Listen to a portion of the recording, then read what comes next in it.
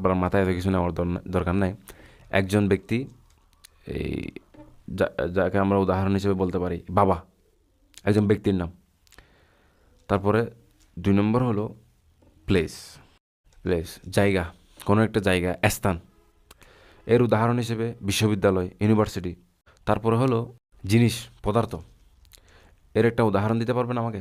ধরেন বই, খাতা, কলম, জিনিসপত্র, এগুলি হলো কি পদার্থ, জিনিস। তারপরে হলো আইডিয়া, ধারণা।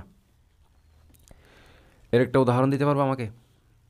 ধারণা হলো এমন জিনিস যা আপনার কাছে নাম আছে, এমন জিনিস যা আপনার কাছে নাম আছে কিন্তু আপনি সেটা স্পর্শ করতে পারবেন না, এমন জিনিস। যেমন শিক্ষা, আপনি জানেন শিক্ষা মানে কি, কিন্তু আপনি শিক্ষাকে ধরতে পারবেন না।